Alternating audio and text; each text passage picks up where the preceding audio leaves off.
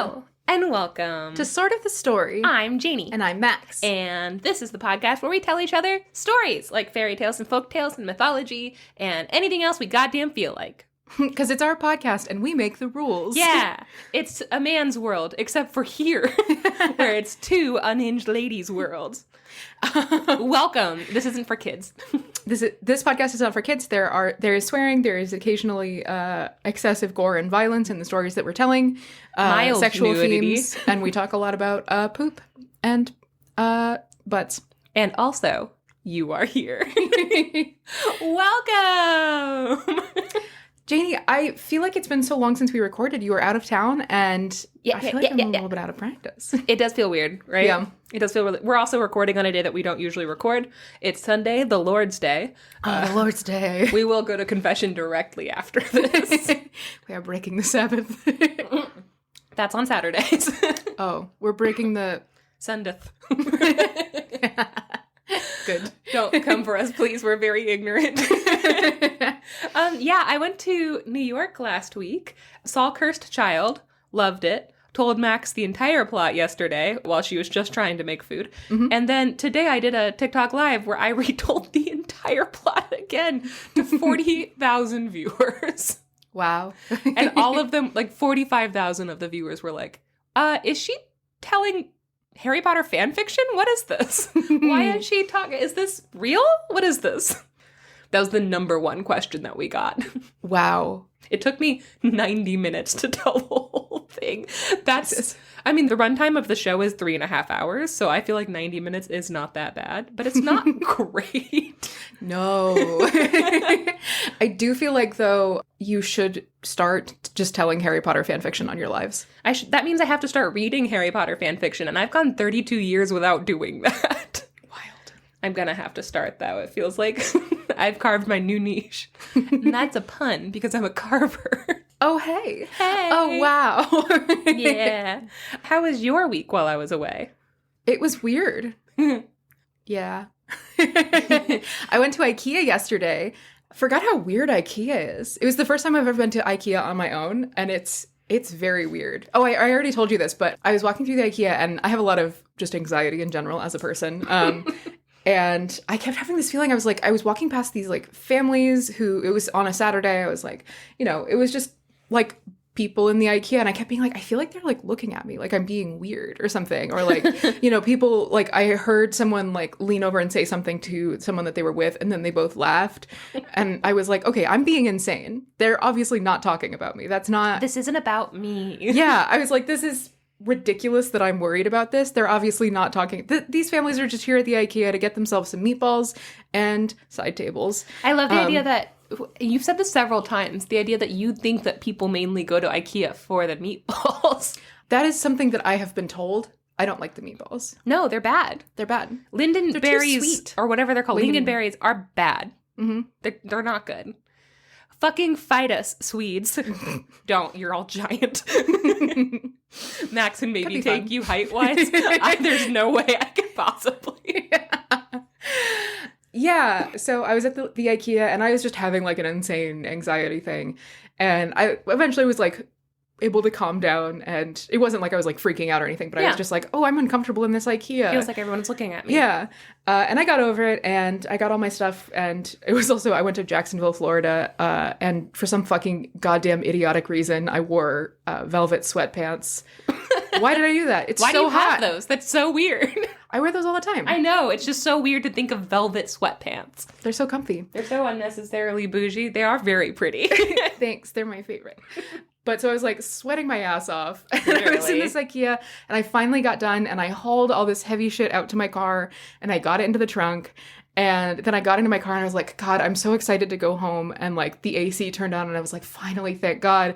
And then I looked in the rearview mirror, and I had wiped my face on the way into the store, and I'd smeared lipstick all the way across the side of my face. Oh. Like fucking like just like a full makeup smudge of like bright pink across my face. And I was like, oh, okay. So everyone was looking at me because I looked like I was losing my fucking mind. I was wearing velvet sweatpants. I had smudged lipstick, and I kept looking at everyone suspiciously in the IKEA on a Saturday. Like a movie from the 70s about a sex worker who just like had to escape a bad John, and who's like like running through the rain and her lipstick's all smeared to her ears.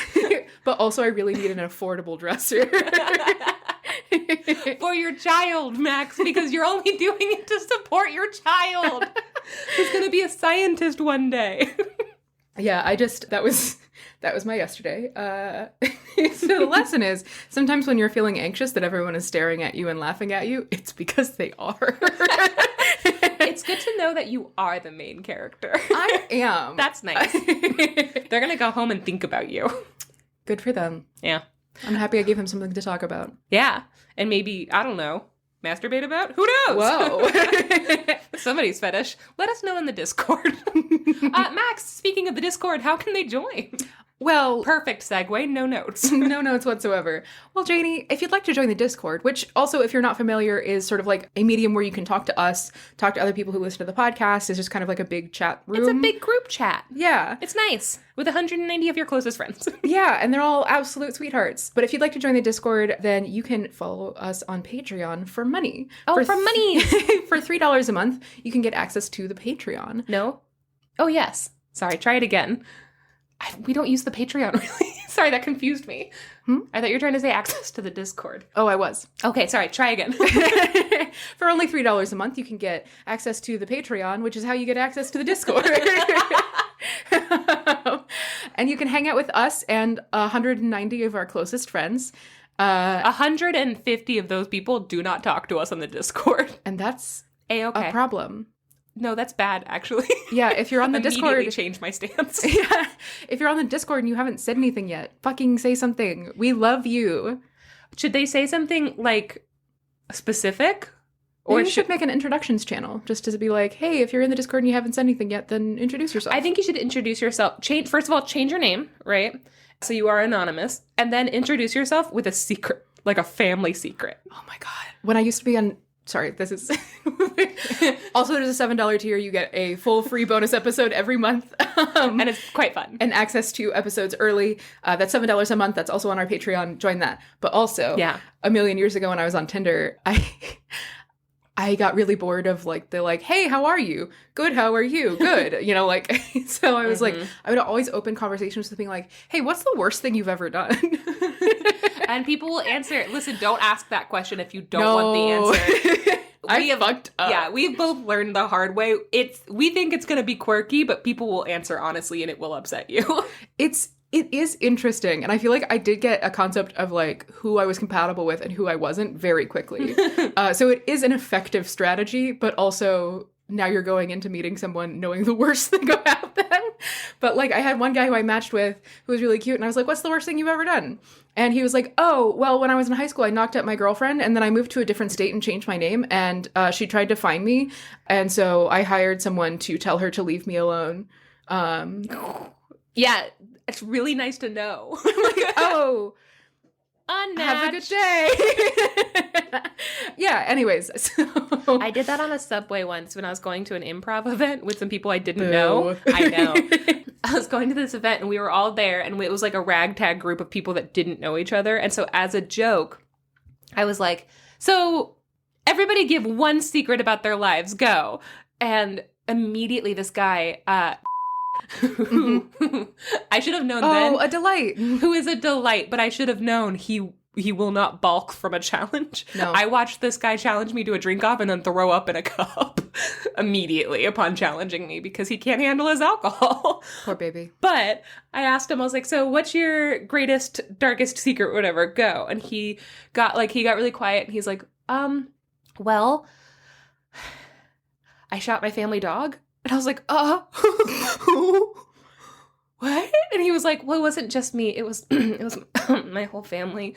My dog was, and he just kept like clearing his throat. I was like, oh no. And he was like, I'm going to beep his name, by the way.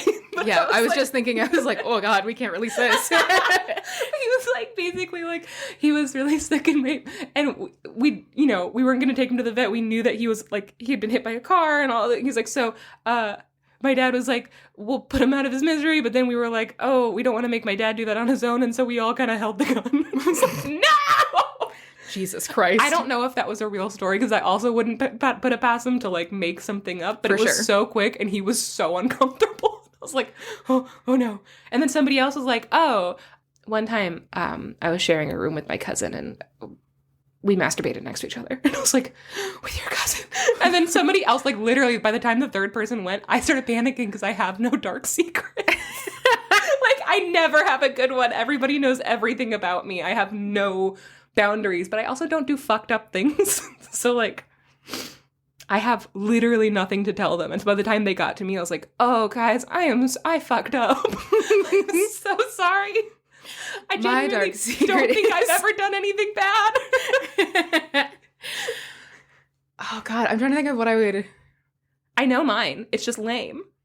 When I was 13, I was at a birthday party and we got into a rock fight where we were...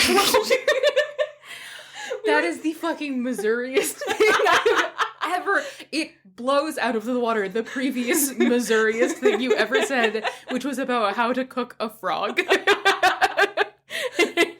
Yeah, we got into a rock fight on our 13th birthday and a window got broken and we all got taken into the police station and they tried to like get us to like, they were like, who did it? And we were like, we have no idea. And to this day, I was like, oh, it was me. I'm pretty sure it was my rock. Never told anyone. Except for now. And you know what? Fuck you guys. Y'all ended up being terrible anyway. And that business was racist. So you know what? If anything, I did the Lord's work. But that's not a good secret compared to masturbating next to your cousin. Yeah, that's worse. That's worse. That truly is the worst thing I've ever done, though. I'm feeling pretty good about it. That's not that... I've been pretty much on the straight and narrow ever since. Yeah. I got scared straight in that one police interaction. Yeah. Yeah, I'm trying to think of... I truly don't think you've ever done anything bad. Oh, I accidentally hit an armadillo with my car one time. That is tragic. I tried to catch it between the wheels because it was like right in the middle of the road. This story. If you are squeamish about animal death, please move on. We should probably just cut all of this. I was driving home and there was an armadillo walking across like the middle of the road. And so I was like, okay, well, I can't go around him because there are guardrails on both sides. So I was like, I'll catch him right in between my wheels and this will be perfect.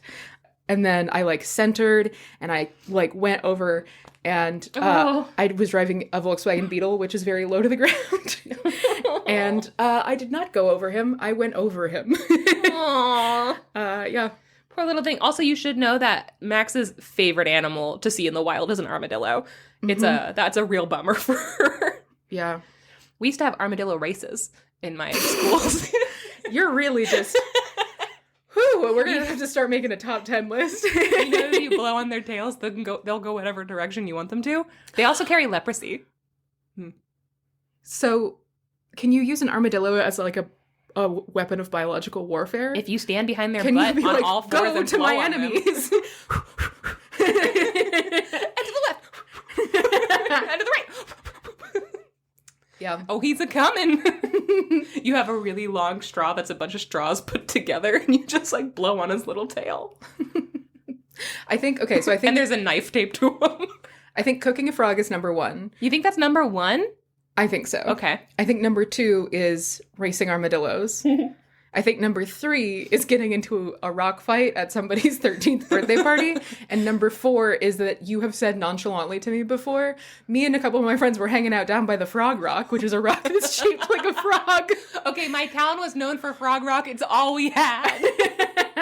By the way, guys, Frog Rock, just a rock that's painted like a frog. It's not even particularly shaped like a frog. It's just a big rock. I one time told a group of people, because it was nonchalant, because I was like, oh, this isn't like every town has a thing. And I mentioned Frog Rock, and the response to it hurt my feelings. I was at a party, and like literally people were like spitting out their drinks. They're like, what the fuck is wrong with you? I was like, with me? Listen, sometimes you just gotta go with your friends and hang out down at the Frog Rock. It's a good, wholesome time for teens to hang out by the Frog Rock. If you're from Missouri, please shout out. Tell me that everything's fine and is going to be okay. Or maybe I tell you it gets better. One day you'll have a podcast with your friend where she calls you out in front of all the listeners. Well, do you want to get started with said podcast? I suppose now that we're like 10 stories. Yeah, we are fully 17 minutes into this. That being said, I'm going to cut some things and bleep some things. So. That's good. That's Before we good. begin, I have to take cough medicine because I'm coming down from, I think, COVID. That I didn't get before. I didn't have it when I went to New York, so I was COVID negative when I went there, but I definitely had it the whole week before. Yike. Yeah, it's bad. So I'm going to go take some medicine, and when we come back, Max is going to tell me a story. Yeah. Okay, bye. Okay, Janey. Okay, Max. I got something a little funky for you this week. Ooh. Yeah. Exciting. For this episode, I have a story called The Story of Thelyphron, the Student. Thelyphron? Mm-hmm. That sounds like an angel name. Like Megatron and Thelyphron. Megatron? Megatron and Thelyphron. Megatron. Metatron. Megatron. You're right, it's Metatron. It's happened to all of us at one point or another. Yeah, Thelyphron, the Student, this is either Thelyphron or Thelyphron. It's a Roman name. Cool. I have this in a collection of stories that I purchased, which is from, I believe, the Barnes & Noble Folktale Library. It is collected and edited by James R. Foster, and it is called The World's Great Folktales, a collection of 172 of the best stories from world folklore. Cool. This story, though, originally appeared in The Metamorphosis of Apuleius? Apulsius? I'm sorry, you're trying to say anthropology. I'm not going to try and pronounce that because I wrote it weird and I can't read it. A Romance of the 2nd Century. Ooh. This is the oldest surviving novel that we have from the ancient Roman period, written completely in Latin, that we have in its entirety. Cool as shit. Yeah. The overall story of the Metamorphoses is the main character's name is Lucius, and he wants to become a magician, and he gets caught up in sort of this like political power play between a bunch of like the higher ups in Rome or in Thessaly. Yeah. And like he's like people's wives are trying to sleep with him, and he's like trying to navigate the political landscape and also trying to become a wizard, and he keeps getting fucked over. And this sounds awesome. And at the end, he tries to do magic, and he accidentally turns himself into a golden donkey. Spoiler alert. Yeah, well, not that much of a spoiler, because this book is also called The Golden Ass. I'm beginning to realize why you picked this immediately. I didn't find that until after I had already read the story. It is not like a silly, funny story necessarily. I was just like, oh, this is fascinating. Like, I pulled it up on the Wikipedia, and it was like, oh, the Metamorphoses. And I was like, this is fascinating. It's like one of the oldest surviving novels that we have in Latin. It's the oldest one that we have in its entirety. This is so cool. And it's like, it's also called The Golden Ass. And I was like, God damn it. You know, that's also what they call me. Yeah, that's what they used to call me in high school. And that's because every time somebody tries to slap my ass, it goes clink. Nobody can explain it. Another anecdote. Oh, no. I'm really sorry. When I was in middle school, I was in this class that was like kind of an art class, kind of like a project management class where we were like beautifying the school or something.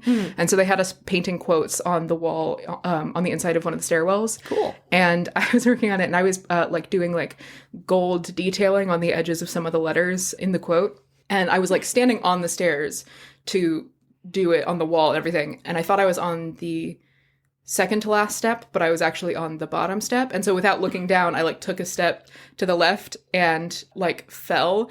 And I was holding the can of gold paint in my hand. And my entire body covered in gold paint. And it was at 10 a.m. No! I had to spend the rest of the day covered in gold paint in middle Game school. of Thrones hadn't come out yet, because she couldn't even say she was cosplaying Khaleesi. Not Khaleesi. I guess her brother, that she gives a golden crown. Oh, I forgot about that. Rhaenyra? Randall. Randall Targaryen. Oh, that son of a bitch. That's the worst. Yeah, it's pretty bad. Yeah, it's not good. And I don't know if you guys know this, but when you like try and wipe off gold paint, what's left behind after you get all of the metallic sparkle off is just the grossest like grayish brown color, and it was Shit sticky. stains. Yeah, it was awful. Anyways, yes, so this book is also called The Golden Ass, or Asinus Aureus. Yeah. If you're looking for a name to call yourself on the Discord, Asinus Aureus. Asinus Aureus is hilarious. Asinus Aureus sounds like a mean Harry Potter prank spell. Mm-hmm. Yeah. Turns your butt gold. It turns your butt gold. Turns your butt gold. And that's the prank. And there you go. I understand pranks? I think we understand pranks. I feel like we are Winston Bishop, both of us. We either go way too small or we go way too big, and now we have gaslit everyone for like multiple months into believing a human exists. And those are the two things that we know how to do. Yeah. Anyway, go ahead. So this whole story is like, at the end he turns himself into a golden ass. It's all about like him spending time with like the higher echelons of society. And he's at a dinner, and there is a man at the dinner named Thelyphron. And they're like, Thelyphron, tell us your story. And Thelyphron's like, oh, I don't want to. And they're like, come on, it's funny. And he's like, okay. And this is the story that Thelyphron tells. Okay. Thelyphron says that when he was still studying, when he was still like learning to become a learned man of letters or whatever, I don't know, he was going to college, and he took a college road trip, and he went to go see... student? Yeah. Were you trying to say the word student instead of learning to be a learned man of letters? Like an adult student, I guess. A postgraduate study? A PhD candidate, perhaps? Yeah. A learned man of letters. I don't know what you want from me. I want you to learn the word student. He went on a road trip to go see the Olympics. Classic. Yeah. Oh, this is in the 2nd century. Okay. Just, This is like the second Olympics ever. Is it? I don't know. So he goes on this road trip, he goes to see the Olympics, and then on the way he like stops at all of the like biggest and most important spots in Thessaly and in Rome and everything. And by the time he gets to Thessaly, which is towards the end of his journey, he has spent so much money on like traveling and drinking and like hanging out with people and then buying them dinner that he's poor. Yeah, I've been here. Yeah. So he gets there and he's like, well, I don't have enough money to get home, so I guess I've got to go to work. And he's walking around Larissa, which is a town in Thessaly, and he hears an old man, like a town crier, in the square. The old man cries, "If anyone will undertake to guard the body of a dead man, he shall be well rewarded for his services." So the town crier is calling for someone for the job of watching a dead body. Yeah. And Thelyphron is like, are the dead in the habit of running away in this country? Because he's like, why the fuck would you need someone to watch a dead body? Yeah. And the onlooker who he offhandedly says this to is like, obviously you're not from around here. The bodies don't run away, but we do have witches who will bite off bits of your face when you're dead and use it in their spells. So we need someone to watch the bodies to make sure that the witches don't bite off bits of their face. Idiot. Okay, but like, is he supposed to fist fight a bunch of hungry witches? Yes. Oh, shit. No, thank you. I don't want that job. Yeah. So this onlooker explains to Thelyphron that the Watcher of the Dead has to stay up all night. He can't get distracted because the witches will try and come in and they'll disguise themselves as animals, as like, like dogs and rats and everything to come in and steal bits of the person's face. This is wild. Yeah. To steal bits of the person's face and like even as like flies and stuff like that. So the person who's watching has to stay alert the entire time, keep their eyes on the body the entire time. Why don't they put them in a box, close it? I think it's like after they die, it's like tradition that they have to be in their house for like one night or something like that before they're buried. I'm not sure. It sounds like a funerary tradition of some kind that they have to stay in their house. But they have to stay there the whole night. They can't fall asleep. They can't look away from the body. It doesn't pay much money. It usually pays only like 4, maybe 6 drachma to do this for the entire night. So it's not a well-paying gig at all. It's very unpleasant and uncomfortable. And also, if you fuck up and a witch steals a part of someone's face, then the person who hired you is allowed to take that part of your face as a replacement. So like if a witch stole your nose, then it'd be like, well, you weren't looking closely enough and now you got to give us your nose. That is the dark origins of the game Got Your Nose. Mm-hmm. Classic game. Classic. Everything we do with children comes from something horrible.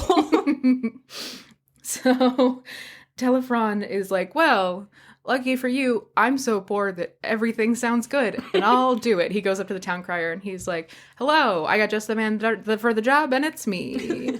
I'm drunk. And I'm drunk, and is that okay? And the town crier's like, yeah, absolutely. For this job, you'll be paid 1,000 drachma. Fuck. And he's like, okay, well, then I'm definitely fucking in. No, ask more questions, stupid. And the town crier's like, do you want to know more? And he's like, whatever. And he's like, okay, well, just so you know, the reason why the price is so high is because the man who has died is like the son of one of the nobles of the city. So he's like a big, important guy. And you've got to take really close, extra special care of him. And that's why this is a 1,000 drachma job and not a 6 drachma job. So Thelyphron is like, listen, I was already on board. I do not give a shit. Take me to the body. I would have done this for 10 Draculas. Thank you very much. I do this for any Draculas. I would do it just for the pleasure of Dracula's company. Joke's on you. I do it just to look at a Dracula. I've never seen a Dracula before. Is it nice? He's like, you are not from here.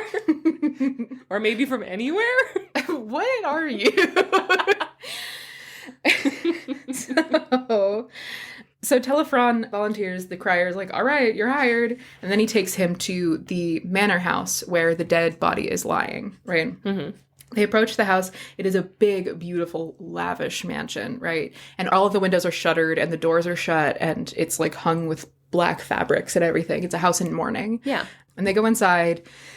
And immediately Thelyphron sees like an incredibly beautiful young woman wearing all black and just sobbing. And the town crier who hired him for this job explains that this is the widow of the deceased. Mm-hmm. And Thelyphron is like, hello, milady, I'll be watching your husband this evening. And the widow's like, okay, are you sure? Are you sure you can do it? And he's like, yeah, I can do it. It seems super easy. What do you mean? She's like, okay, you don't look like, I don't know if I, whatever, never mind.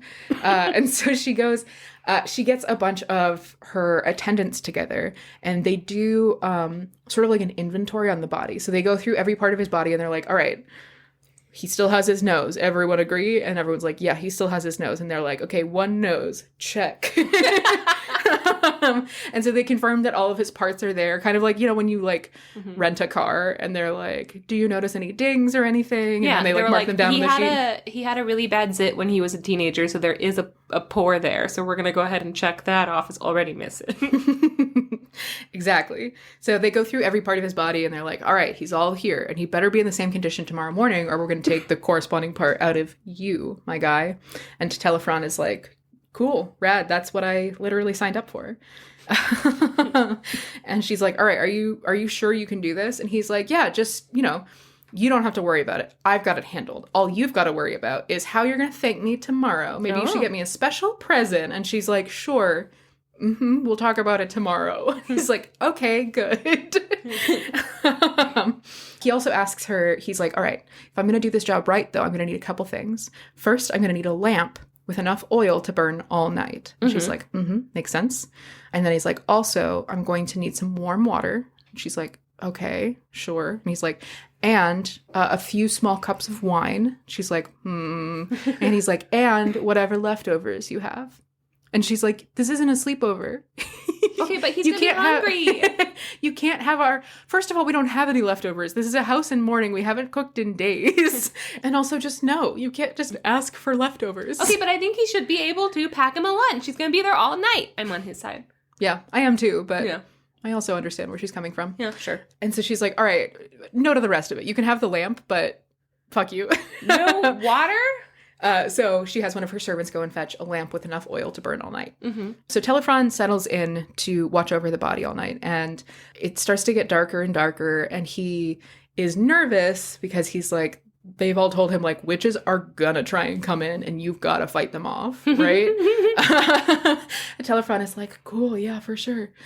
And so he waits, and a weasel sneaks in through the window, and it, like, lands on the floor, and he, like, looks at it, and it looks at him, and it's like... Max just made a weasel hissing face. Yeah, it was really good. And it was so good. Really accurate. If you saw it, you would be like, wow, that's a dead ringer for a weasel hissing. Did a weasel just come in? And hiss? And he makes eye contact with this weasel, and the weasel's like, Oh my god, she did it again, guys. It was incredible. listen, join us on our Patreon, and for $7 a month, you can imagine her making that weasel face however much you want. Yeah, I'll allow it. But if you haven't paid us, don't you dare imagine it. Don't you dare. Fucking stop it. If you just imagined it and you don't pay us $7 a month, I'm going to sue you. She's going to send a witch after you to steal your face. And you know what? We don't even have room for more faces in our house, but she'll do it. I'll do it anyways. I don't give a damn. I'll buy a storage unit. So this weasel starts to, like, maintaining eye contact with Thelyphron, starts to, like, creep towards the body, and Thelyphron's like, He's like, maybe yes. That's how JD scolds the pets. I can't do the other noise. What other noise? Pop, pop. So the only thing that comes out. Is that it? Oh, I can do that one. I can do that. What's the other noise? The PSPS one. Psst, psst, psst. I'm not. You know what? I don't need this. Go. I brought this up and it's fine. Pa, pa, pa, pa. And the weasel's like, are we popping and locking? Pa, pa, pa, pa, pa, pa. The weasel has both of his hands out, little jazz hands. He's kicking his weird little legs up in the air. But Thelyphron scolds the weasel, and the weasel's like, okay, I won't, unless I do, and keeps creeping closer to the body, and Thelyphron's like, no, get out of here. Get out. And the weasel's like, maybe. And so Thelyphron gets up, and he's like, get out of here. And he chases the weasel out through the window. And the weasel, like, hisses at him and then jumps out through the window. Mm-hmm. And he's like, well, I've just foiled my first witch. And he goes to sit down, and he's feeling very pleased with himself. And then he falls asleep. No! Thelyphron, no! He falls asleep. Why didn't I see this coming? Thelyphron sucks. He immediately falls asleep. He wakes up at dawn, right? And immediately panics. He's like, oh, fuck. Literally the one thing I had to do. There's just a bunch of fucking face missing. He runs over and he checks to see if any of the face is missing. And thank God it's not. He like checks everything and everything is in its proper place. He's like, oh my God, I just got so lucky that only one witch came. It was a weasel and I scared him off. Whew. All right. So he calls the widow back in and she's like, all right. And she takes stock of the body and she's like, looks like everything is here. So good job. Thank you so much for your service. And he's like, yeah, anytime. Literally, anytime you need me to perform a service, just let me know. And this isn't explained. I have theories about why this happens, but it isn't explained directly in the text. Okay. And then all of her servants attack him and beat the shit out of him. What? And he has to run away. How is that not explained? Do they just not want to pay him? No, she pays him. She gives him the 1,000 drachma. It's just... I think I have two things. Now that he has all that Dracula, he's cursed. They have to get him out of the house. I either think that it was considered, like, inappropriate, that he was like, whatever, I'll do whatever you want, my lady, when she's, like, recently widowed. Oh, yeah. Or that he's like, hey, I hope that more of your family members die so that you'll hire me more. And all the servants are like, you son of a bitch, we love our employers! So that's what I think might have happened. Okay. But all of her servants and the gathered crowd just fall upon him and beat the shit out of him, and he has to escape. So he runs off, and he's like, wow, I really fucked up. And I'm like, how? Yeah. But he feels terrible, and then he watches as a funerary procession goes into the house and then comes back out with the body and starts to carry it towards the public funeral that's going to be held for the dead man. Mm-hmm. And Thelyphron follows the procession. He goes to the public square where the funeral is going to be held. And the widow is there, and she's sobbing, and they are, you know, someone is, like, speaking over the body. And then an old man comes up, and he is screaming and crying, and he says, this is wrong. This man did not die of natural causes. Uh-oh. He was poisoned. What? By his wife. No way! True crime. Whoa! The old man says, this man was poisoned in his prime, cut down, because his wife wanted to be with her paramour. Who's her the sweet paramour? Little thing on the side. What? And obviously, immediately the widow... Is it the weasel? He wasn't coming in for a piece of the face. He was coming in for a piece of the dad ass? Oh my God. Wattpad, get on it! I love the idea of a fan fiction for one of the oldest novels. a fan fiction for the first novel, and it is about a weasel fucking a woman. While a dead guy watches. Maybe. Maybe. I don't know. Hopefully. Just take the idea and run. Why haven't we gotten the chapters yet? Okay, they were supposed to have been on our desk by Monday. And it's only Sunday. Give it to us. You're already. If you're not early, moving you're the deadline late. up. So immediately the widow starts like, she's like, no, I would never do that. I love my husband. She sobs and she like throws herself across his body. She's like, I loved him and I would never do that. Mm-hmm. And immediately the crowd is like in for the drama. They're like, some of them are like, she's innocent. It could never be. And some of them are like, we should bury her alive with him. And the other ones are like, she probably killed him, but I bet it wasn't poison. And then some of them are like, maybe he tried to poison her and that's why she tried to poison him. Yeah. And the other ones are like, I think that weasel's hot actually. I'd smash. Right? And it's just like a bunch of weasels in a trench coat. And then a weasel walking by is like, hey, pretty lady. Which I imagine is the sound that a weasel makes.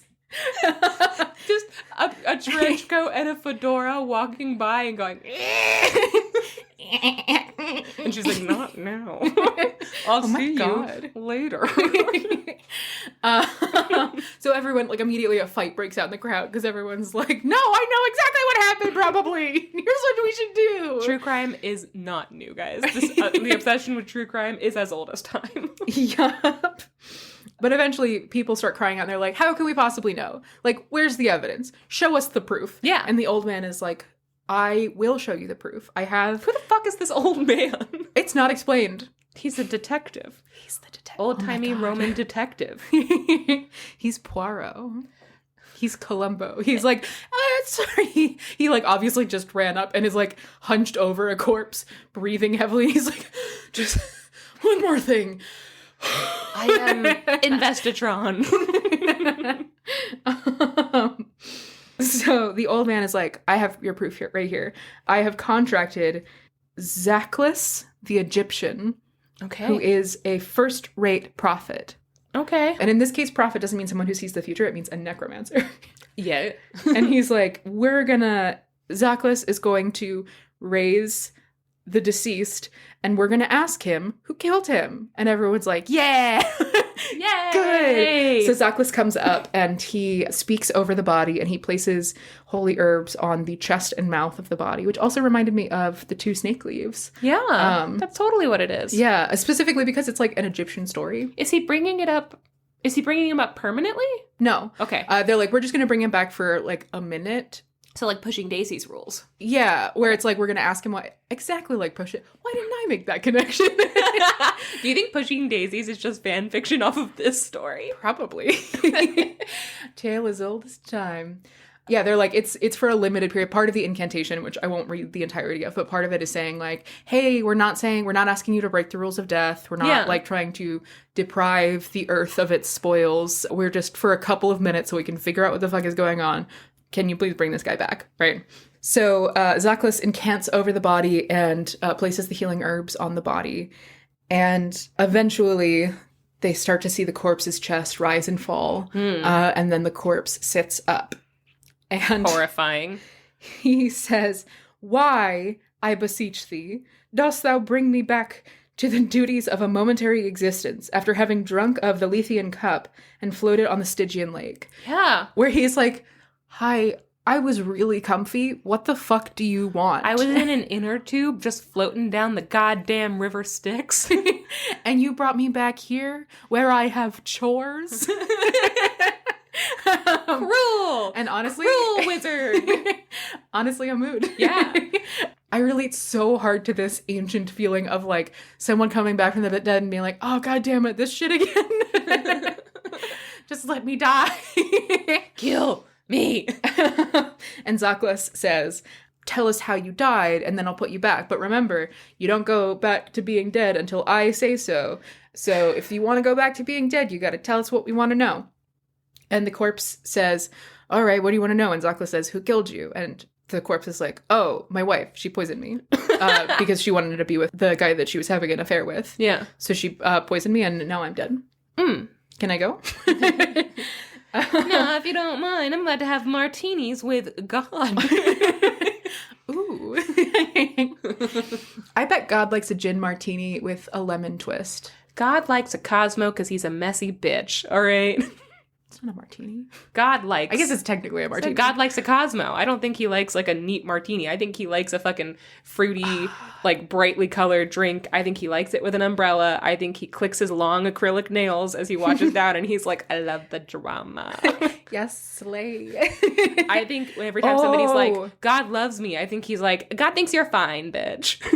What if God's drink of choice is an appletini? Yeah. And the Garden of Eden was just him being like, hands off my fucking apple schnapps, bitch. Eve snuck into my bar. You stole. And now get the fuck out. And you know what? Take off those ugly leaves. Okay, they clash. It's Pride Month. God is a gay man. So y'all can go to hell. So the corpse is like, well, my wife murdered me. Yeah. And immediately the crowd breaks into a riot. They're like, we fucking knew it! Yay! And some of them are like, wait, we can't trust a dead guy. He's dead. What? How are we supposed to trust him about anything? And everyone's like, he just said! And so the crowd starts fighting again about like what they should do about this. And everyone's like, wait. How do we even know that he's telling the truth? How do we know that this isn't just some trick by the necromancer, like an illusion of some kind? And the corpse is like, oh no, it's true. And I'll prove it. I'll tell you some other stuff that's happened to me since I died. And he turns to Thelyphron, who had watched him overnight. Oh no. And he says, first though, I want to thank this man who watched over me in my repose before my funeral. He says, he's like, this man, what a guy. Wow. Wowie zowie. Last night, witches came to steal my face, as we all anticipated. As that happens.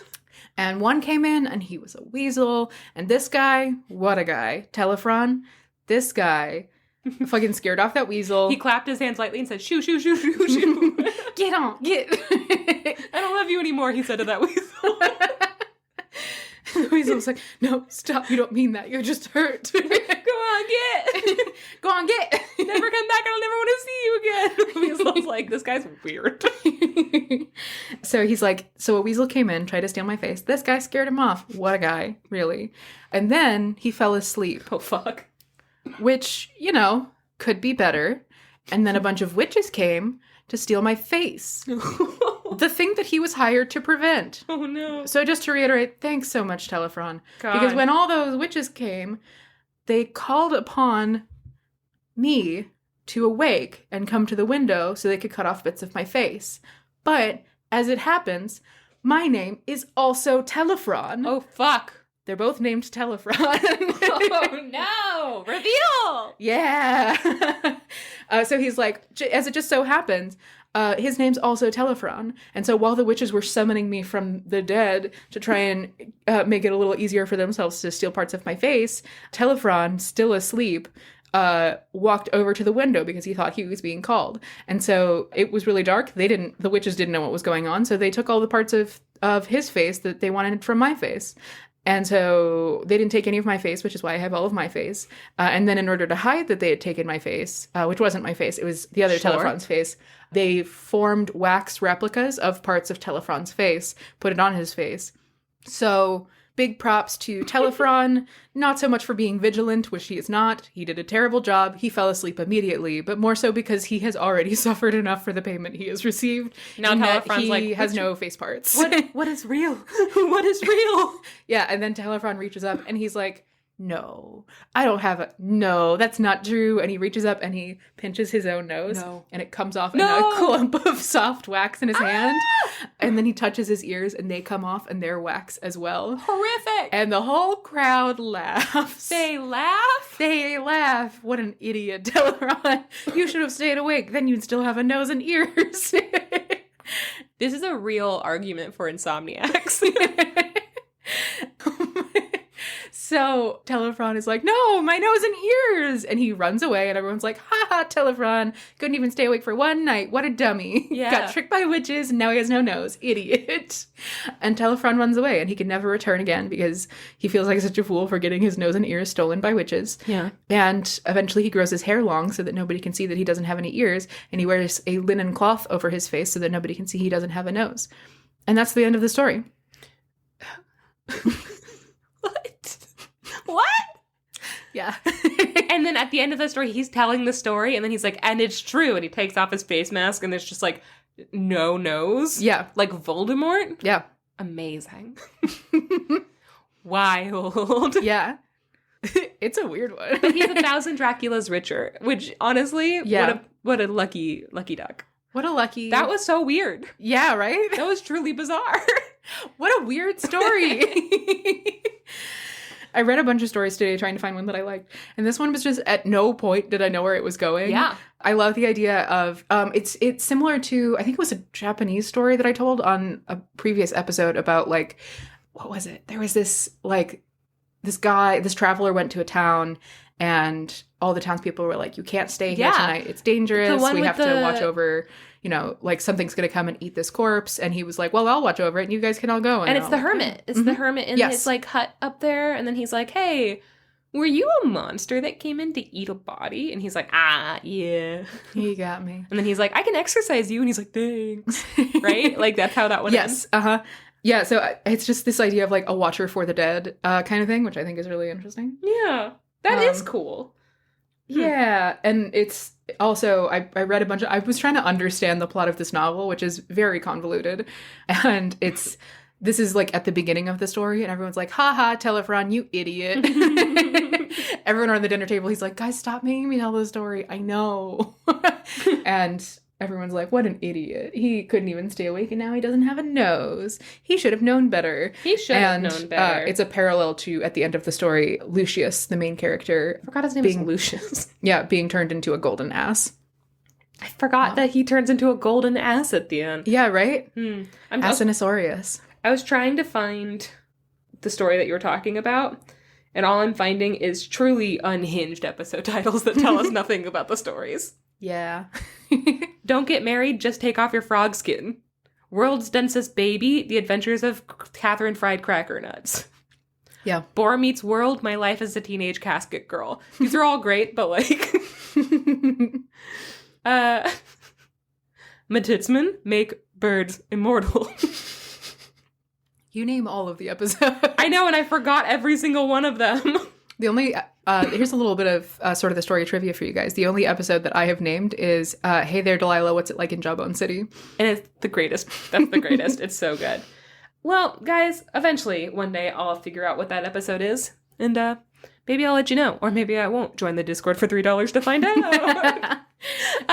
Well, Max, excellent work. Thanks. Do you want to take a quick break? Sure. Okay. We will be back. Goodbye.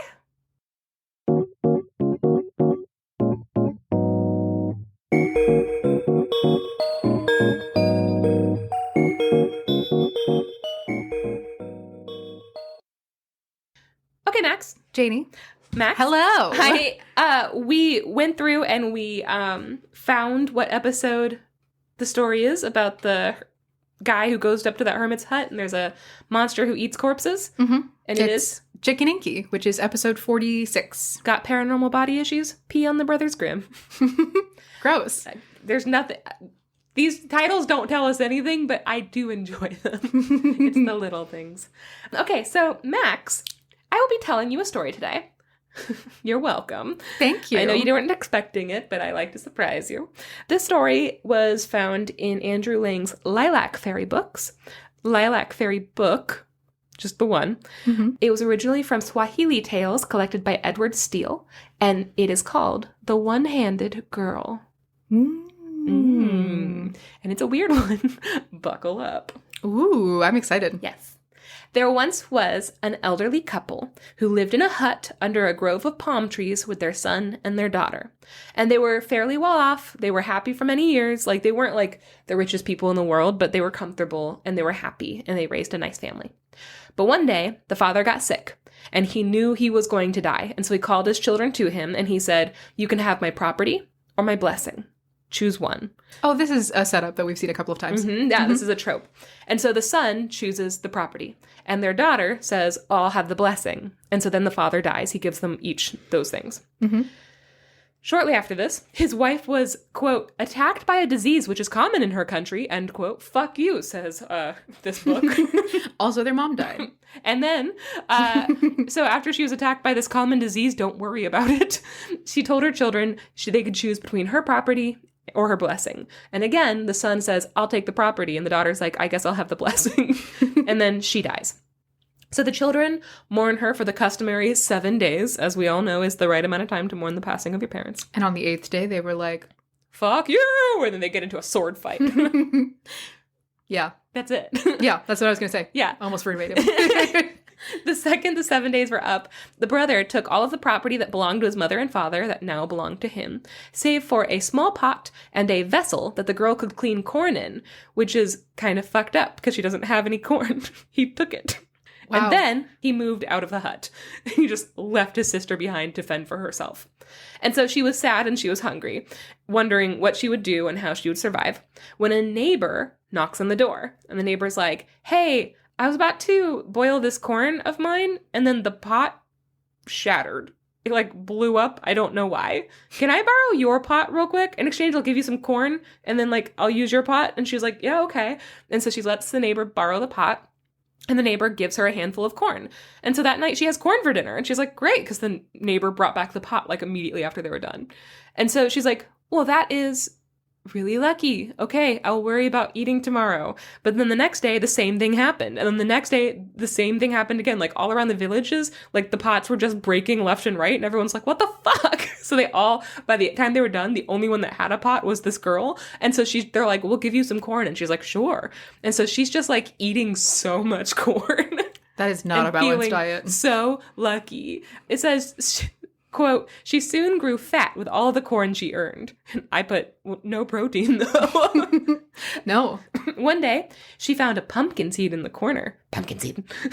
If you know, you know. If you know, you know. And she planted it near a well. And then one day it sprang up and it gave her a bunch of pumpkins. And she's like, "This is great. Corn, pumpkins." I love agriculture. I'm a little fall farmer. This is nice. So one day, a boy from her village was passing through her brother's new village, right? He had gone away, he'd gotten married, he had all this property. And this boy who was from his village stopped by to chat because he's like, "Oh, I know you." And the brother was like, "Is there any news of my stupid fucking sister? Is she dead yet?" And the boy's like, "No, she's really fat and happy." And he's like, "What?" And he's like all mad about it because he's like, "How dare she?" And he's like, "No, she's like owns her own like corn empire now thanks to that pot in the vessel." So she's doing pretty good. She has a monopoly on all the corn, Yes. all of the pot. Yeah. If I was these villagers and everyone's corn pots kept shattering until only one person had a corn pot, I would start looking at her and seeing, If her face was maybe fake. yeah, well, maybe she had made a deal with a bunch of witches. or if, maybe she was breaking the pots, I guess was where I was going. No. What? No. She would So- never. This made the brother absolutely wild with jealousy because how dare she not just die of starvation? How dare she? What an asshole. So he went to her hut, right? Because he was like going to confront her about this. But she was sleeping. And outside of her hut was the pot and the vessel. Why would she leave it outside? Mm-hmm.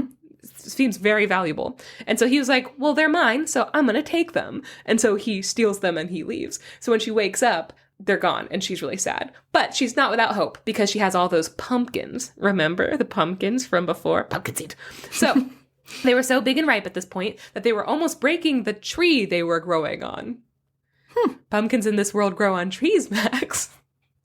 Yeah. I guess they're like vining, they're like ground vining squash. So I suppose you could have them grow upwards. It just doesn't, it seems like they would This one fall says off they before are they get on too a big. tree. Yeah. Like a big old pumpkin tree. Oh, I was picturing like climbing up a tree. No, it's a pumpkin tree. Oh, pretty good. I don't think anybody's ever seen a pumpkin who dealt with the story. So the people in the village were obsessed. I wrote, the people in this village were obsessed with this village. They were like, "This village has frog rock. There's nothing better." There are a bunch of New Yorkers wearing I Heart New York shirts. I Heart Village. Maybe they were upset at his village? No. Okay, so the people in this village were obsessed with these pumpkins, is what I was going to say. They claimed that they were the sweetest pumpkins in the whole wide world. They exchanged corns for the pumpkins. So she was once again on a mostly corn diet, and she was like super happy about this. She's like, corn is great. Corn is life. Unfortunately. I Corn Village. I Corn Village. Unfortunately, her brother's wife had heard all about these pumpkins from her village, and she's like, well, I want to try these. So she sends her slave. By the way, this story has a ton of casual slavery in it. Mm-hmm. I'm going to rip off the Band-Aid. It sucks. I'm not going to call them servants, though. They are slaves. Yeah. So she sent her slave with a handful of grain to buy a pumpkin for her to try. The girl only had a few pumpkins left, though, and she knew. She was like, I'm not going to sell these. So she had already made the plan. She told everybody in the village, like, I'm sorry, I know you guys corn this village so much, but I can't give you any more pumpkins for now. And so, that was her plan. But when she found out that the slave was her brother's, she changed her mind. She went to the tree, she gathered the biggest, ripest pumpkin she could find, and she gave it to the slave for free. She was like, no, keep the money, tell them that this is a gift.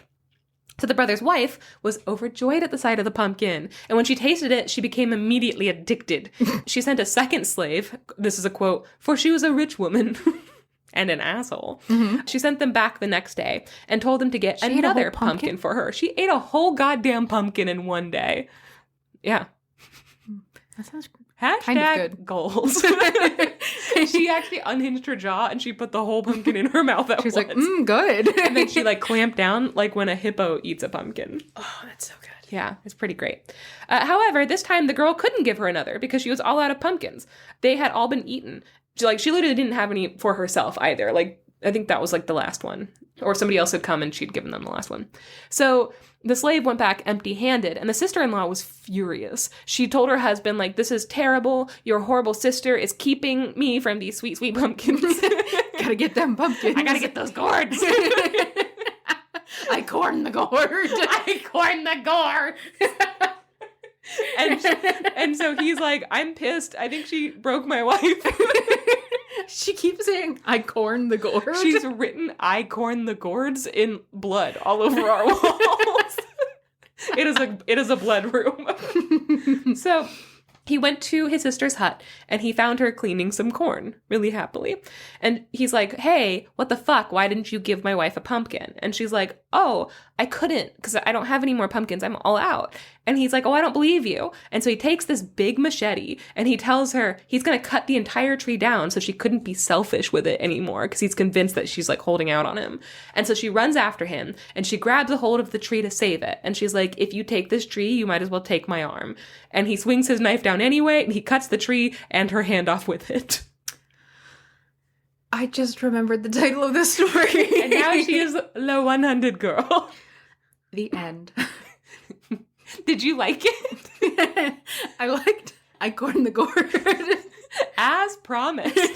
I like it when stories happen the way that I say that they will. So then he goes into her hut. This is the epilogue.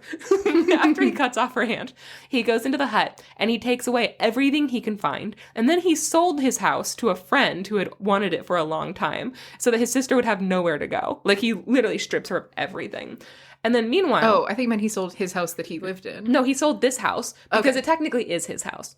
Meanwhile, the girl had gone into the woods and bathed her stump in a nearby stream. And she bound it with some healing leaves and she wrapped a cloth around it. And then she went further into the forest to hide so her brother couldn't find her, which is very sad. Mm-hmm. So for 7 days, she wandered. She's crying. She's eating fruit that hung from the trees. She's like, I wish I had corn. The worst part of this is there's no corn in the woods. Or pumpkins. Where are all the corn trees? And so each night she would climb up into a tree and she would tuck herself safely, quote, in the creepers, which bound together the big branches so that neither lions nor tigers nor panthers might find her. Oh my. Oh my. I did not read that right, but I'm not going to go back. On the 7th day, she saw smoke coming from a little town nearby, and this made her feel incredibly lonely and hungry and lost. And so she began to cry and cry and cry in her little tree, and she didn't want to come down. And it just so happened that a king's son was passing through on a little excursion to shoot birds. You know when you just have to shoot some birds? Yeah. I'm just going to say you clowned on me really hard for making fun of the idea of hunting on the episode that came out this week, where I was like, you know how you just do that? And you were like, yeah, that's called hunting. And this is just hunting. It doesn't say he's hunting for anything. I think they're just shooting birds. And I think that's weird. Isn't that just like... You're right. You're right. It is normal. It is weird though, right? It's pretty weird. You're right. Just so he was tired. And so he told his attendants that they could go ahead and shoot birds without him. And then he'd just lie under this shade tree with his personal slave and attendants, and he would get some rest. And so they all leave, and he takes a little nap. But after a short nap, he was awakened? He was woke up. Awakened. He has become woke up. He's woke now. He wakes up and he's like, I have to free my slaves. The end. I need to respect women more. He had a what is it? The one with Scrooge? Oh, I'm trying to say Midsummer's Night Christmas. A Christmas Night Dream. I was gonna say The Nightmare Before Christmas, but that's already what it's called. I like a Mid-Christmas Night Dream. Because that's basically what it is. Not A Christmas Story. I was thinking Christmas Story. Christmas Carol. Yes. That's not the story. That's what happened to him, though. Oh, okay. So, where am I, even? After a short nap, however, he is awakened, asking, is it raining? And the slave is like, no, it's not raining. The water must be coming from the tree. And they're both like, ew, gross. And so the slave climbs the tree to check it out. And then he comes back down and he's like, oh, there's like a beautiful girl sitting up there, but she's crying. Oh, I'm so relieved. And she's pissing. I literally read 2 stories trying to find one today where the punchline was they were in a tree pissing on them. The French tales? They're both...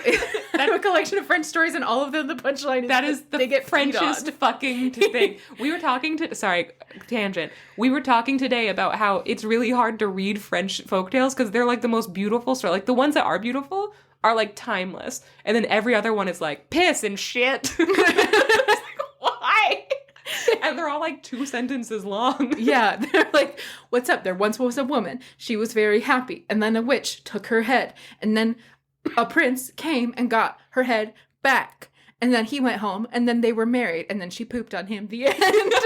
And that's all French stories. Literally, I read one that was like, this girl wanted to marry this prince, and there was a competition to see who could like amaze him. And so she put a cat in a box, and then she brought it, and she was like, I can show you the moon. And then she just shows them the cat's butthole. And he was like, marry me. And that's how it ended. French stories are so fucking weird. They're either Rapunzel or they're cat butthole stories. There are a bunch of them that are like, hey, this is fucked up. Isn't this fucked up? Yeah. Yeah, this is just how things are. It's Isn't that fucked up? But sexy. And then the punchline is, and then she farted in his mouth. There's no way this wasn't a fetish at some point. There was a beautiful woman and she got married to a man and then the man died. But he didn't die, he turned into a frog. And then she fucked a frog and he turned into her husband. And he was like, thank God you fucked that frog. And she's like, ah, gross, my husband. I wanted to fuck a frog. The end. Okay, but that is most of these are weird jokes. Yeah. Okay. And I don't get the punchline. This is a Swahili tale, so it's perfectly normal. Don't worry about it. Okay. And so she's not pissing in that tree. It's not raining. She's crying. And so the slave is like, there's a beautiful girl sitting up there and she's crying. And the prince is like, oh, I'm worried. What? And so he like climbs the tree to see for himself. And when he gets up there, he kind of like hoists himself up on a branch and he like leans his hand on there and he goes, what's wrong? And she just starts wailing. Like now that she started, now she just can't stop crying. And he's like, oh, okay. And this is their exchange. He says, quote, are you a woman or a spirit of the woods? Like, first things first, are you a witch? Which, again, is my dream. You some kind of fucking ghoulie? That's what I want. I will not be happy or in a romantic relationship until a man thinks that maybe I'm supernatural. So, and she says, I'm a woman. She sniffled, wiping her tears with some leaves. And he says, well, why are you crying? And she told him she had so many problems he wouldn't believe her. And he's like, okay, well, I don't even need to hear them because you're pretty and you're crying and that's my type. And so he tells her, like, come home with me to my mother and father's castle. What? He asks her, how many problems do you have? And she's like almost 100. And he's like, is any of them a bitch? And she's like, no. And he's like, me neither. And then he like leaves. He puts on his sunglasses and skateboards away. Down a tree. Yeah, he skateboards down a tree. What a cool guy. Yeah, he's cool. The end. So he's like, come back with me to my mother and father's castle and we'll take care of you. And she's like, if you're a prince, what are you doing in the woods? Because I think she now is like, wait a minute. Are you some kind of spirit? Are you some kind of ghoulie? And he's like, no. I just like shooting things. Living things. For fun. She's like, oh, okay. He asked her again if she was just a woman, why she was crying in a tree. She broke into sobs again. She told him all about what had happened. So apparently he did need to know the story. And she told him she wanted to come with him, but she was afraid of anyone seeing her. She's like terrified. Like her brother has like hunted her down and like cut off her hand. So this is fair. She's like, I don't want anybody to see me. And so he's like, don't worry about that. I'm a prince. We can do literally anything we want. Watch this. And he kicks his slave in the head. Jesus Christ. So he's like, don't worry about it. He tells the slave to go back into town.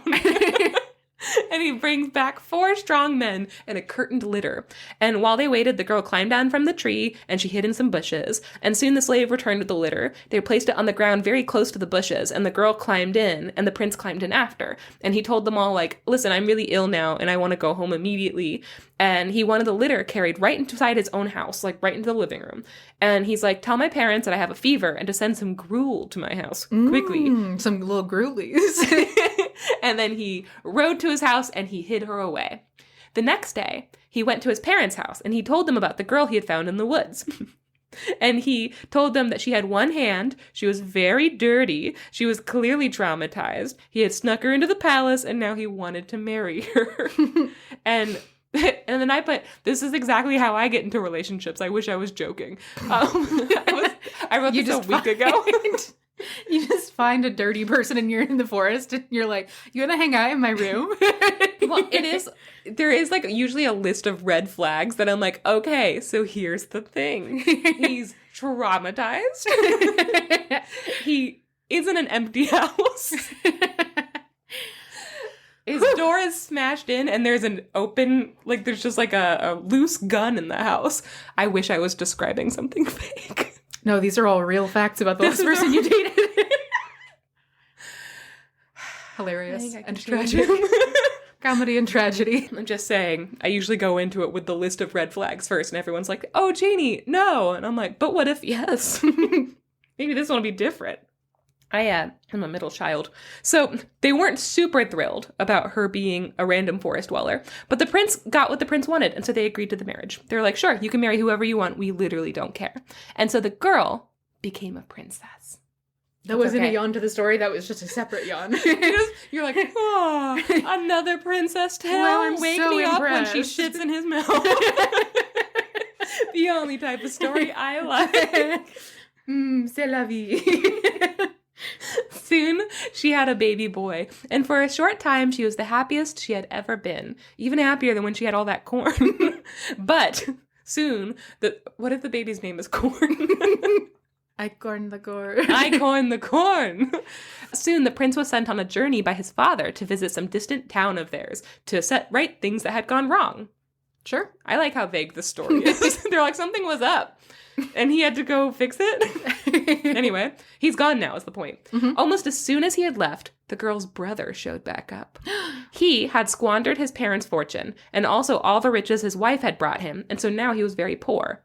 I don't know where his wife is. He might have murdered her. He seems the type. Probably. He went to the next town, just looking for work, and he learned that the prince had married a woman who only had one hand. Isn't that crazy? And the brother's like, where did he meet this woman? And they were like, in the woods. Isn't that crazy?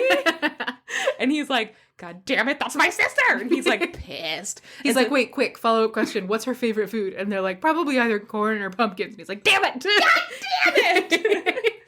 She'll only eat corn. We have this gourd festival now. It's like a whole thing. So that very afternoon, he goes to the king and he tells him the bad news. He says, like, I'm from the same village as the new princess, and I have all the hot goss on why she was mysteriously found in the woods with only one arm, and you're going to want to hear it. And the king's like, okay, what's up? And he's like, well, you see, she's actually a witch, and she's been married 3 times, thrice. And she murdered all 3 of her husbands with her, quote, arts. And poison. And farts.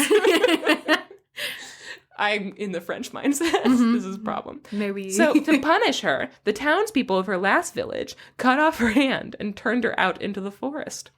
And the king and queen are like really alarmed to hear this. They're like, we should have done a background check or something, I guess.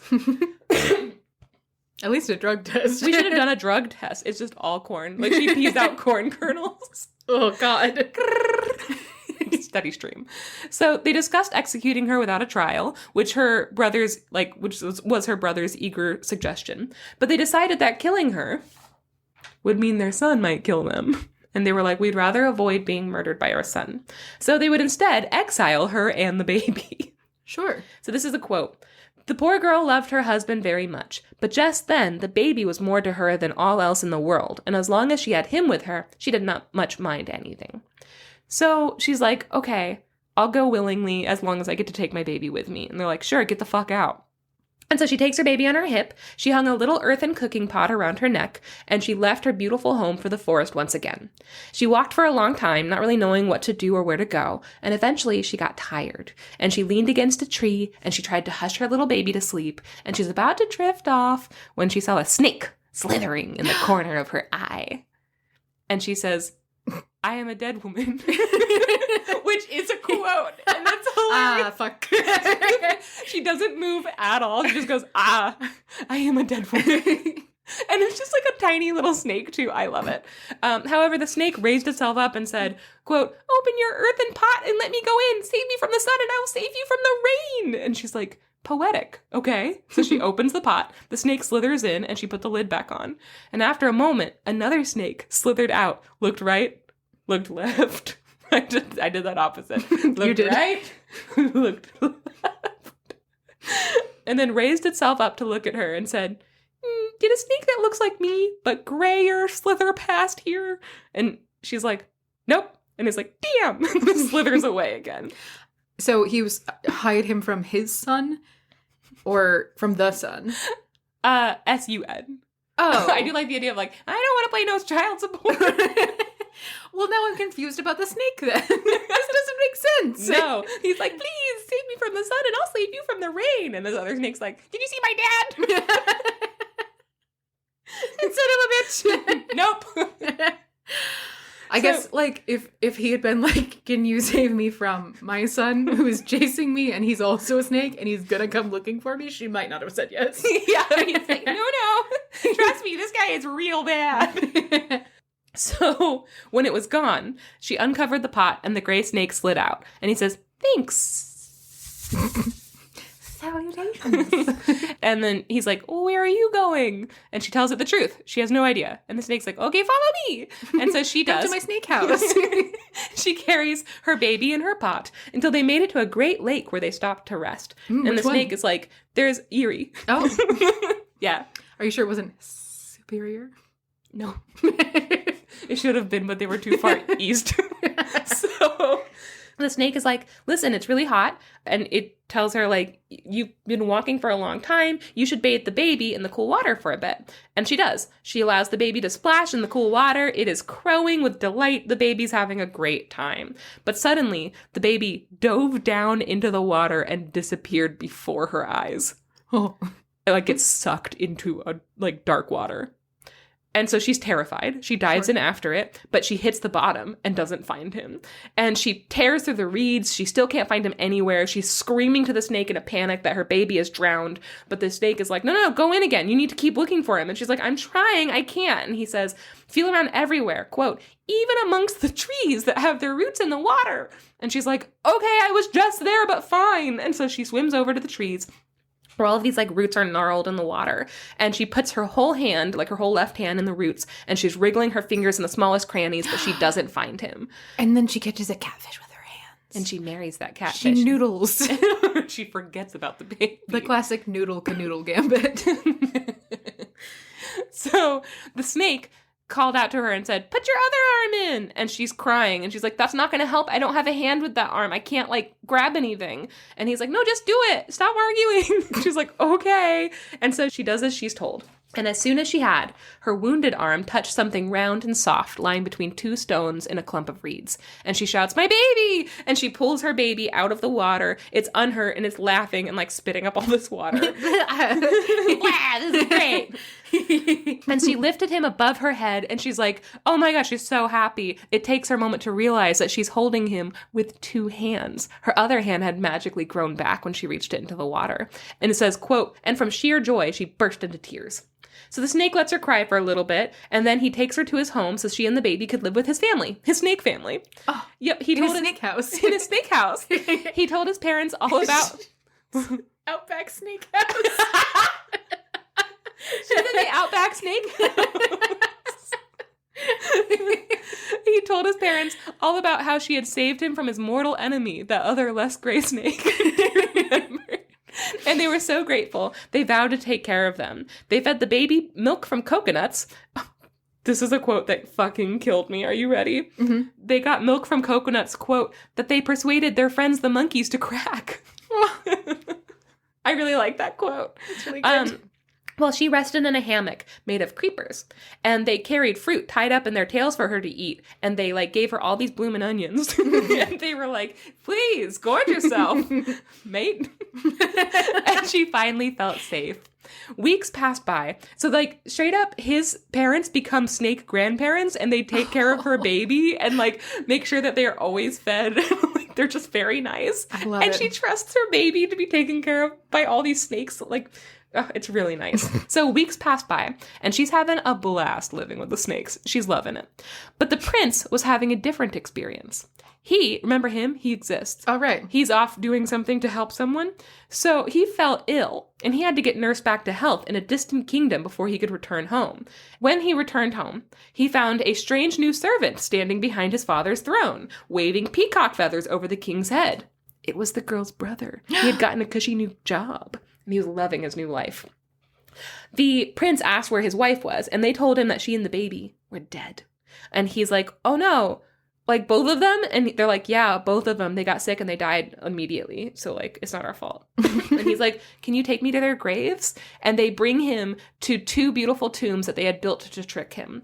It says that they didn't regret their decision necessarily, but like, they were like, it was definitely the right decision. She was a witch. Like, we had to protect our son and our kingdom. But they didn't feel great about watching their son sob and sob over his wife and his baby's graves. He's also really thin. Like, he was unrecognizable. Like, he had basically crawled back from the brink of death in order to get back to them. And they were both dead when he got back. And he's just, like, lying on their graves and sobbing. And they're like, oh, this doesn't feel good. What is this? Shame? Perhaps? Guilt? Oh, can't be. No. Maybe not regret, surely. I don't even know what that word means. He went into mourning for 7 days, and no one saw him. But eventually he began to help his father again, and no one would speak to him about his dead family, and so they were like, it's probably fine, right, that he's not speaking about it, and life went on as normal. Meanwhile, the girl had not stopped thinking about her husband. She wanted to see him again, and so she went to the snake, and she thanked him for everything that he and his family had done for her. And she's like, listen, my husband's out there. I just really want to know if he knows the whole story. I want to know if he misses us. I have to go. I have to check in with him. And the snake is, like, really bummed that she's leaving. But he tells her, like, he understands. Okay. And when you say goodbye to my parents, they're going to try to give you some presents. But the only thing that you are to take is my father's ring and my mother's casket, which is a little box. A casket. A casket. So she went to the parents, quote, who wept bitterly at the thought of losing her. Oh, Stay with your snake family. They're the snake grandparents. They love that baby so much. Take the snakes to the castle. They have their own kingdom. Anyway. What if their kingdoms were united? What if? Into the United States of Outback Steakhouse. The United Snakes of Outback Steakhouse. Yeah. They offered her gold and jewels, as much as she could carry to remember them by. She's like, they're like, please take all of our riches. But she's like, shakes her head. We don't need them. We're snakes. Why do we don't have this? We don't have a monetary system. We have no currency. Our biggest form of currency is sometimes we give blowjobs for monkeys cracking coconuts. Jesus Christ. Okay. So she's like, she shakes her head and she says, that's too much. No, please, I'll just take your ring and your casket. And there's like this long, awkward silence while they just like stare at her, like twitching. And they were like, well, they had not told her to pick anything she'd like. So that's weirdly rude. They were like, here's some gold. And she's like, no, I'll just take your ring. They're like, what the fuck? Can I just get your wallet? Yeah, that's not what we offered you. And they would have never offered up these precious items. They would have never offered them because they were like beyond priceless. So they asked her if their son had told her to ask for these. And she says, oh no, I just like them and I always have. And they're like, no, it was definitely our shitty son. He knows these are heirlooms and we wanted to pass them down to our grandchildren one day. But oh well, I guess you can have them since you asked. And then they say, quote, if you need food, clothes, or a house, tell the ring and it will find them for you. And if you are unhappy or in danger, tell the casket and it will set things right. MacGuffins. Sure. They're Deus Ex Got a problem? Machinas. Casket. Get in the ground. So she took... sometimes you're just walking down the street and you fall into a grave. We have tried to explain this before and I've had to erase it because it doesn't make sense out of context. But just so you guys know, one day I was really delirious and I was on the couch singing Hall & Oates, you're a rich girl and you're gone too far and you know I don't have it anyway. But I kept singing, like, you're a bitch girl, and you're walking down the street, and then you just randomly fall into a grave. and then the chorus was just, sometimes you're just walking down the street, and you fall into a grave. You're walking down the street, and you fall into a grave. And now Max and I cannot, that's like when we have a bad day, sometimes it just feels like we're walking down the street, and we fall into a grave. Anytime one of us has a negative experience, then we'll be like, yeah, sometimes you're just walking down the street, and you fall into a grave. Sometimes sometimes you literally are just walking down the street and whoop, you fall into a grave. God. This is our equivalent of like, shit happens. And I think more people... Sarah. It's just, it blows my mind because it fits so well with so many situations that it shouldn't. Yeah, I found out the guy with the gun is a COVID denier as well. Sometimes you're just walking down the street and you fall into a grave. Yeah, the impulse to say that to people who, first of all, aren't the two of us who understand that joke, and also definitely wouldn't think it was funny if they did. And are going through something real, and that is a weirdly comforting phrase now. Yeah, it really is, where you're just like, man, I got yelled at, and he's like, man, sometimes you're just falling down the street and you fall into a grave. Falling down the street. You're falling down the street and you go into a grave. Okay, so these people are like... The snakes are like, we just fell into a grave. Classic grave in the street. It is what it is. So she takes the ring and the casket, she picks up her baby, and she goes on her way. Eventually, she came near the town where her husband lived, and she tells the ring that she wanted a house. She's like, I can't go right away, so maybe make me a house. And after a moment, she hears a whispered, it is ready, mistress. And that makes her jump and say, like the magic ring in that fucking show, The 10th Kingdom. The 10th Kingdom. You cannot win her. You cannot be user. Chooser. You cannot, you loser. You cannot win her. You cannot choose her. You are just a helpless loser. I love that ring. I hate it so much. Guys, The 10th Kingdom is great. You should watch it. Mm-hmm. And I hate that ring. So behind her, there was a huge palace with a row of slaves with tall fans bowing before the door. She entered her new house, she ate her dinner, and then she flung herself down on a pile of cushions and she went to sleep with her baby next to her. And she lived quietly in this house, her baby getting bigger and stronger every day. Buff as shit, this baby. And soon he could run around, and after that he began to talk. And so she's like living a little life by herself just close by. And eventually, neighbors start to spread vicious rumors about this strange house that had sprung up out of nowhere.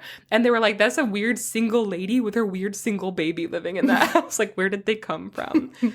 And also, every Thursday, a bunch of snakes come and pick the baby up and go for a play date. And that's weird, right? We just watched the baby being carried off by a bunch of gray snakes. Aw, I like the idea that she hosts her in-laws, her adopted family. Yeah. For little snake dinners, which we know that snakes love milk, apparently. Yeah, every Thursday she gets the afternoon off because her baby gets to go with his grandparents. And so that's when she gets to do like a little bit of me time and they get to spend a little time with the baby. Her baby plays Little League and the bleachers are just filled with snakes cheering him on with little foam fingers. That are on their tails. They're holding video cameras with their tails. Yes. Snake grandparents. Strike. Well, that's adorable, and that is what happens. So eventually news of all this really weird snake business reaches the king. And he's like, this person sounds really rich. I wonder if they're rich enough to try to take my throne. And so he decided to go to this house to learn who this woman was that no one ever spoke to. And so he brought his son and his chief ministers with him. And the girl saw their procession from her window, and she hears the faint roll of drums that announces the king, and her heart begins to beat faster. And she wonders, like, I wonder if my husband is here in this procession, and if he'd even recognize me. And she feels unsafe because she doesn't know what the vibe is. And so she runs inside, she wraps her head with a veil of golden gauze. Now all I can think about is that she doesn't have a nose under the gauze. God damn it. She wraps herself with a golden gauze, and then she took her child's hand and she waited at the front door.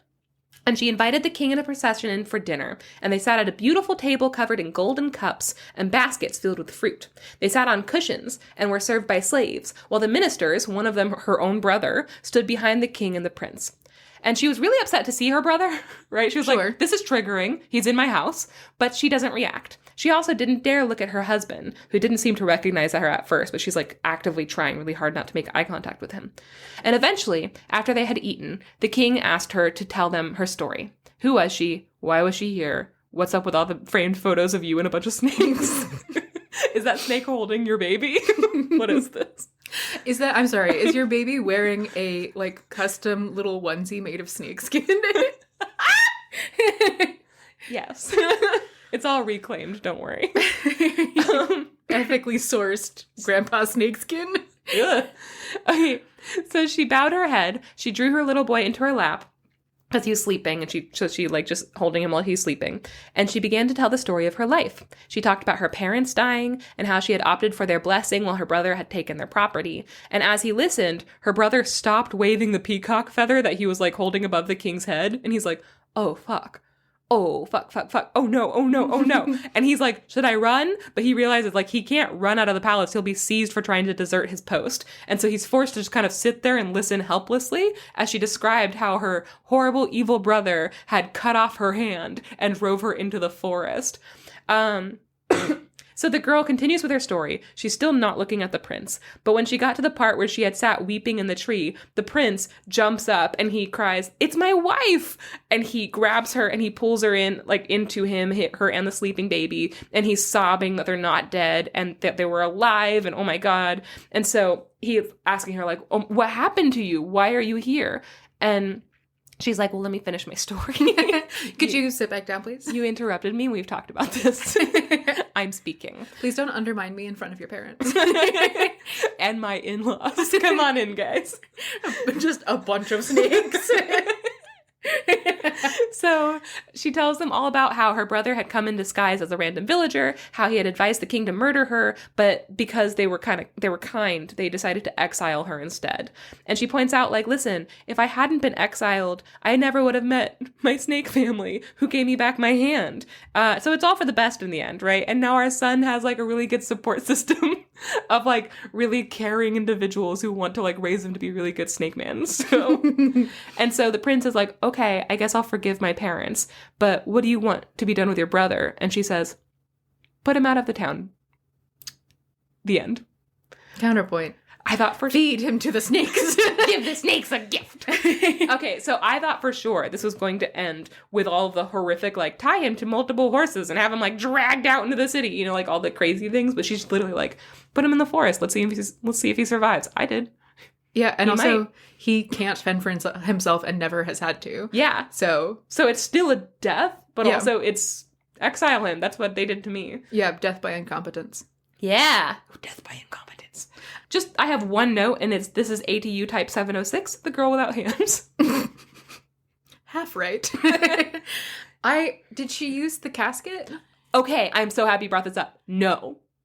The casket doesn't come into the story at all. She just has it for future adventures. Huh. Like, she can give it to the snake's grandbaby. Her son. Oh, her son. Yeah. You think one day, what does it says? If you're ever unhappy, open the casket. What if one day she's like having a fight with her husband and she's like, you know what? Fuck this. And she opens it up and it just like sucks him in like with like tentacles and like teeth and shit and just like devours him in front of her. It's a box of horrors. Solved. What if she opens the box and then time travels back to when she's hanging out with her snake family and she never goes back and she still has a big, beautiful house with her son. But she's like, actually, my husband's family tried to murder me, so I don't want to hang out with him anymore. And then she has a big, beautiful snake family and they go to Little League. I do think that the Little League is the main part of the story that we should take away. I agree. Yeah. Snake grandparents going to Little League. You know, at the end of Up, how it has that montage of like Russell and the old man, like, at his little Boy Scout meetings, and like the dog is there and like Kevin the bird is there and all the babies, and it's just like this happy montage of like photos, like Polaroid pictures. That's what I imagine at the end of this, and it's just her and all the snakes and the little boy and just a bunch of slaves because remember, the story has a bunch of slavery. Wow. Yeah, and that is the one-handed girl. I'm just imagining him trying to learn how to walk, and his snake grandparents are like, it's okay if you don't get it right away. We don't walk either. She's like, listen, I love you guys, but he is slithering around. His belly button is so dirty. Aw. I liked a lot about this story. She seems, I was going to say competent, and she is fairly competent, but the blessings for sure are the thing. This doesn't go into like the magical element of like, these are all blessings, except for every once in a while like a pot will explode and people are forced to rely on her. I like that she gets really fat off of corn. Yeah. Anyway, that's the story. I love it. Another one for the books. Another one from the books. Another one from the books. Guys, we adore you. Please consider joining our Patreon. $3 a month. You can be on the Discord and you can chat about these stories and share pet pictures and share your show and tell. The show and tell channel is killing me. People are so talented and also so fun. We have, bonus episodes for $7 a month. You get an extra meaty bonus episode. And the one coming out this Monday, which this is coming out on Thursday, so it came out this week for you guys. Max tells a spooky cowboy story and I tell a Finnish story. I tell a Finnish story, which includes a spooky witch. Ooh. Yeah. So, yeah, consider joining that. And even if you can't, we love you anyway. Send us an email at sortofthestory@gmail.com. Join us on Instagram to see pictures of these books and some of the illustrations found inside of them. And, yeah, go to sortofthestory.com for a list of stories, which is how we found out that episode 46 was the story that Max told. It's a really cool resource that Janey made, and it's really great. Also listen to episode 46, Tricky Dinky. Yeah! It's pretty spooky. It is. It's very good. Okay. We adore you. Goodbye. Bye. Testing. Testing. Testing. And Pepper, testing. Pepper is also testing my patience. Me too, man. I have a prolonged cold, and I posted a video and didn't think much of it. It was just like a, hi, this is how to, somebody asked me a question, so I posted a quick, like, what tool am I using video. And the video opened up with, hi! Like, it was just like a really weird, scratchy hi. And it accidentally played, like, I didn't realize I had opened TikTok, but it opened to that video. And I thought Pepper was meowing at me. And it was just my own voice. Wow. I'm going to find it so you can hear it. Very scratchy pepper voice. You're going raptor mode. I am. Let's see this. Hi. Hi. Hi. Yeah, anyway. It's not interesting for a test, but I am going raptor mode with this cold. It kind of sounds like, you know those videos of porcupines grunting? No. The sounds the porcupines make? Oh my god, dude. Oh my god. It sounds like that.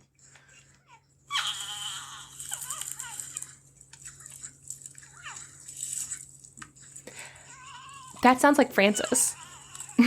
That's Francis when he rolls around like a little pig on the carpet and is upset. I love it so much. He's like, ah.